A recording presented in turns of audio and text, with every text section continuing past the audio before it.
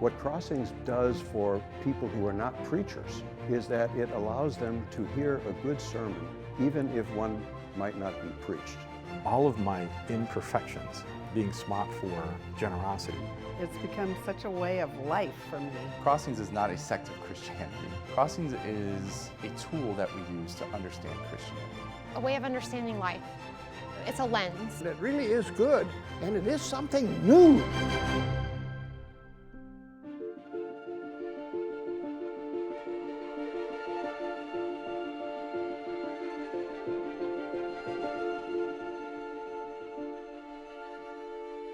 One of my favorite images to talk about Crossings is that it's like a prism.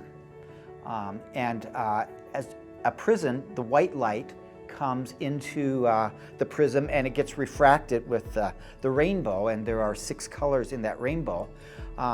Crossings is like a prism in that it brings in the narrative of the text, the biblical text, and it refracts it into law and gospel.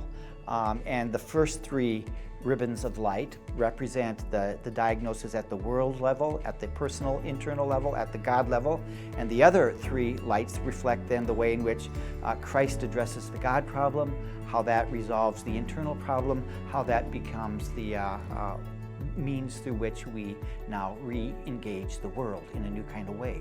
I view Crossings to be this community that is committed to helping people, even helping ourselves, of relating the gospel of Christ to daily life. What makes maybe Crossings distinctive is the kind of method we have developed to help people systematically think through the process of what's a text mean and say.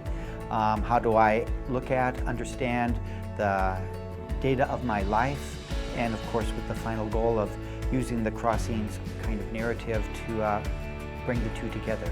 And that's what Crossings is, bringing the message of Christ and the message of my life together. For me, Crossings is important at numerous levels. First of all, simply as a Christian, Crossings keeps me always aware of what it is about Christ and why I need Christ in my life. He is the one who is constantly there by my side as the one who forgives.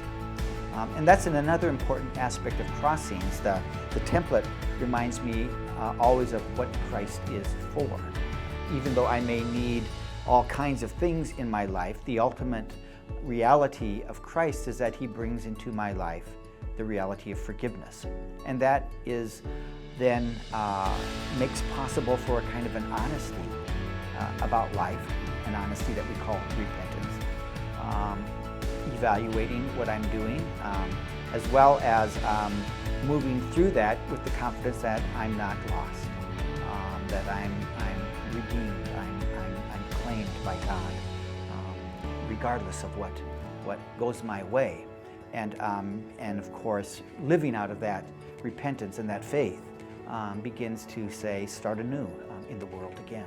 So, as I work with the people at St. Mark's Episcopal Church, where I'm the pastor, one of the things we do during the summer, we go to the market, the farmers market that they have there, and we will encounter people that are there.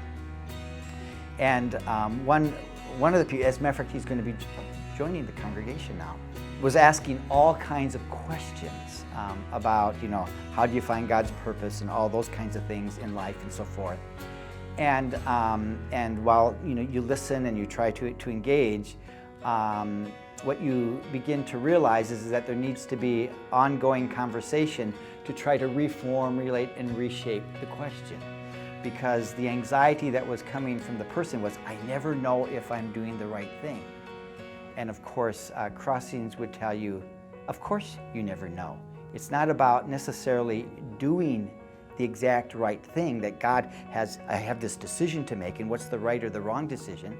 God makes us free to choose out of faith what those things might be, and that there's not a rigid set purpose perhaps that we might oftentimes think of that's exactly there. What hopefully what the gospel does is frees us to make decisions in a way that we do not need to necessarily worry about where do we stand with God with regard to this. The idea is the anxiety that we have about life is not the anxiety that is focused on, gosh, did I make the right decision for God in that respect as I do this or that thing in the world, but the anxiety or the question, I suppose, that enters our mind is, at this moment, what might be the most helpful thing to do for this person? And so Crossings takes the focus on, am I all right? Because I'm all right because of Christ, to ask the question, what's the all right thing for that person? And so there becomes a radical different shift in the way in which we think about things. I think through this Crossings way of understanding the gospel of Christ.